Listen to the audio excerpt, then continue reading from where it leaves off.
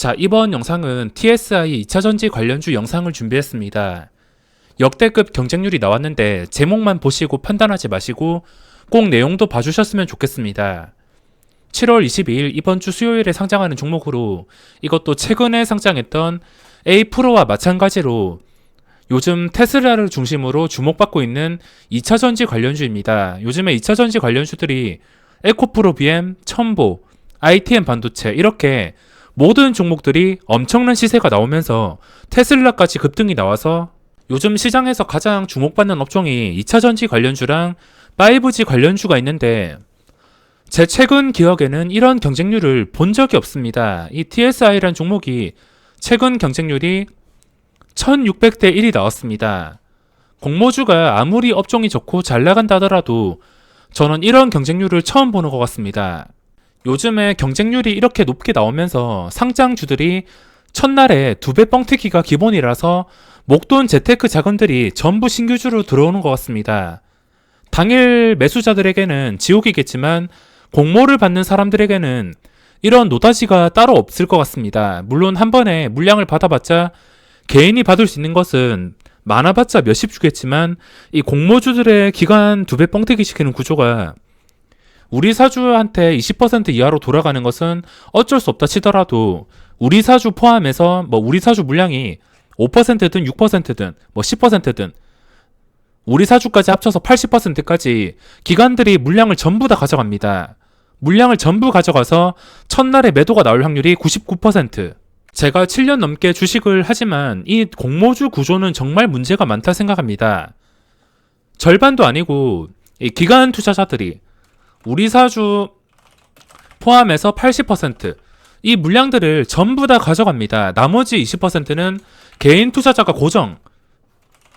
개인 투자자는 무조건 20% 고정입니다. 그래서 아무리 많은 돈을 여러 계좌로 나눠가지고 청약을 넣어봤자 물량을 얼마 받지 못합니다. 이거를 주간사마다 계속 증권사를 옮겨 다니면서 귀찮게 1년 동안 해야지 이자보다 몇 배 많은 수익률이 나올 텐데 그래도 누가 보더라도 이 기관 투자자한테 80% 배정, 우리 사주 포함해서 이거는 당연히 비정상적인 구조라고 생각하고 있습니다. 만약에 이 구조를 좀 바꾼다고 한다면 기관들이 청약을 안 넣는다면 공모받는 주주들도 많이 줄어드는 부작용이 나오겠지만 현재 상태는 누가 봐도 불합리한 구조라고 할 수 있습니다. 그럼 바로 TSI라는 종목을 살펴보겠습니다. 2차전지 관련주로서 7월 20일 수요일에 상장합니다. 희망 공모가가 7,500원에서 9,500원, 확정 공모가가 만원에 확정이 되었습니다. 청약 경쟁률이 1600대 1. 아무리 업종이 좋고 공모가가 코넥스에서 가격보다 훨씬 더 싸게 잡혔다고 하지만 이런 경쟁률은 저는 처음 보는 것 같습니다. 그리고 기간의 경쟁률이 거의 1300대 1. 그리고 코넥스에서 넘어왔습니다. 중요한 것은 코넥스에서 코스닥으로 이전 상장하는 종목인데 코넥스 19일 금요일 기준으로 가격은 26,350원입니다. 이건 코넥스 가격과 공모가를 비교해 보시더라도 2배로 시작할 수밖에 없습니다. 경쟁률까지 많아서 지금 수요가 굉장히 많을 텐데 당연히 뻥튀기 상장이 불가피할 것 같습니다. 총 상장 주식수는 약 926만 주. 여기서 유통 가능한 물량이 중요한데 38.4%가 유통이 됩니다. 이 정도면은 구주주 물량이 그렇게 많은 것도 아니고 저는 적당하다고 생각합니다. 유통 가능한 물량 구조를 봤을 때 이게 올해가 아니라 평소 같았으면 작년 같았으면은 그냥 적당한 가격에 시작을 해서 좀 세력이 붙거나 아니면은 상장 첫날 가격을 돌파해 줄 때 그럴 때 엄청난 시세가 나올 수가 있는데 지금은 뻥튀기가 불가피한 상황이기 때문에 작년과 상황을 비교해서는 안 됩니다.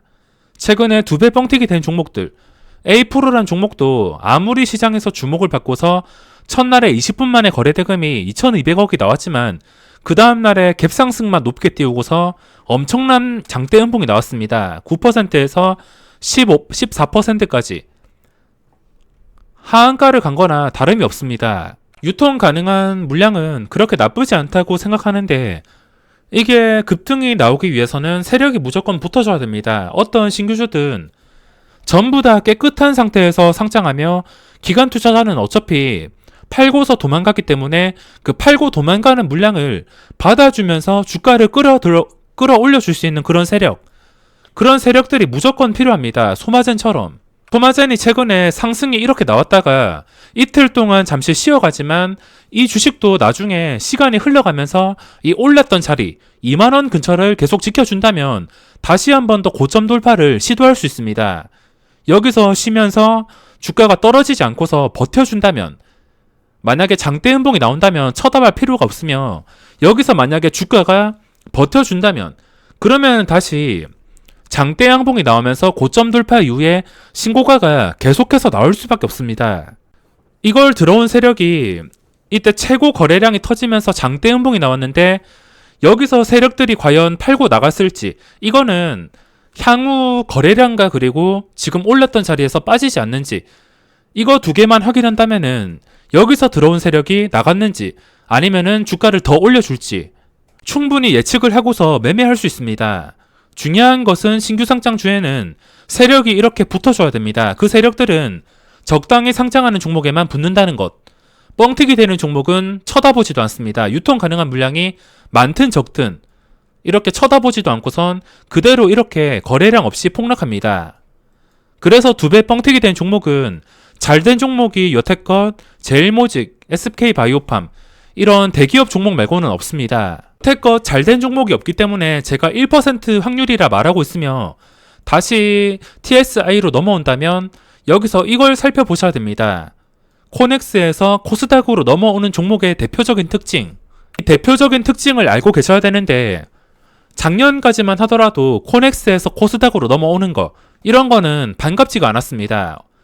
코넥스에서 코스닥으로 넘어오는 목적이 구주주들의 물량을 정리하는 목적이었기 때문에 대부분의 종목들이 상장 당일날 폭락이 나오기 일쑤였습니다. 최근에 코넥스에서 넘어온 종목이 있는데 위세 아이텍이라는 종목이 있습니다. 지금은 제대로 된 세력이 들어와서 계속해서 신고가를 찍고 있지만, 코넥스에서 넘어왔을 때 그때는 주가가 이렇게 폭락이 나왔습니다. 넘어온 당일에 15,000원짜리가 5,200원까지, 물론 이때 시장이 무너지긴 했지만 시장이 무너지기도 전에 주가가 지속적인 폭락이 나왔습니다. 5,000원짜리가 현재 22,000원. 코넥스에서 코스닥으로 넘어오는 종목의 특징은 구주주와 기관 투자자가 팔아먹는 종목, 이 물량을 누군가가 매집을 해주면서 이렇게 장기적으로 끌어나가야 됩니다. 70-80% 정도 상장 첫날부터 하락이 나옵니다. 작년까지 기준이며, 그러니까 10개 중에 7개, 8개는 하락이 나온다는 것입니다. 1개, 2개는 바로 상승이 나오겠지만 확률적으로 봤을 때 불리할 수밖에 없습니다. 하지만 2배 뻥튀기 된 종목들, 이런 종목들은 개인 투자자가 첫날 이후에 매수를 했을 때 고점에 물릴 확률이 99%입니다. 그러니까 1% 확률에 도전하는 것인데, 1%보다는 훨씬 많습니다. 확률이 10%에서 20%일 테니까 확실히 1%보다는 많습니다. 하지만 여기서 봐야 될 것이, 이미 코넥스에서 가격이 26,000원을 넘었기 때문에 이 코넥스 종목은 뻥튀기도 들어가고, 그리고 코넥스에서 넘어오는 종목이기 때문에 과연 세력들이 이런 고점에서 붙어줄지 그게 확신이 서지 않습니다. 이런 코넥스에서 코스닥으로 넘어오는 종목의 특징은, 가장 좋은 그림은 하락이 나왔다가 차라리 처음부터 하락이 나오는 게 좋습니다. 하락이 무조건 나왔다가 상장 첫날 중요 가격을 돌파한 다음에 급등이 나오는 그림이 가장 좋습니다. 위세 아이텍만 보더라도 어떤 그림이 나와야 될지 쉽게 아실 겁니다. 폭락한 다음에 상장 첫날 고점, 아니면 상장 첫날 시초가, 고점을 기준으로 잡는다면 결국에 16,000원을 회복해 주고서 한번 무너졌다가 다시 주가가 16,000원을 회복해 주면서 이런 엄청난 시세가 나왔습니다. 코넥스에서 넘어오는 종목은 이런 그림이 가장 좋으며, 다른 신규주도 마찬가지입니다. 차라리 뻥튀기 없이 상장한 다음에 구주주랑 기관 물량 다 나가면서 주가가 하락했다가 다시 첫날 고점을 뚫어줄 때, 중요한 자리를 뚫어줄 때, 황금선을 뚫어주고 나서 유지를 해줄 때, 이런 구간들이 매수 포인트가 될 수밖에 없습니다. 하지만 이 TSI라는 종목은 일단 수요가 굉장히 많을 것이며 이 수요가 많은 것을 이용해서 당연히 기관 투자자는 최대한 뻥튀기 시킬 가능성이 굉장히 높습니다. 아무리 그동안 A-프로, 신도기현, 위더스제약, 마크로밀 엠브레인, LET 최근에 이렇게 상장하는 것마다 개인 투자자가 고점에 물리면서 이런 폭락이 나왔으며 확률적으로 봤을 때 이런 종목이 급등할 확률은 1%밖에 되지 않습니다. 하지만 상장 첫날 보시면은 그리고 첫날 이후에 두 번째 날 혹시 두 번째 날까지 점상이 나온다 하더라도 개인 투자자들은 그 전에 이런 종목들은 전부 다 잊어버리고서 묻지마 고점 매수를 할 가능성이 굉장히 높습니다. 수급은 안 봐도 뻔합니다. 상장하고서 고점에서 개인 투자자 대량 매수. 물론 이 개인 투자자가 세력이 될 수도 있지만 여태껏 잘 된 경우가 거의 없습니다.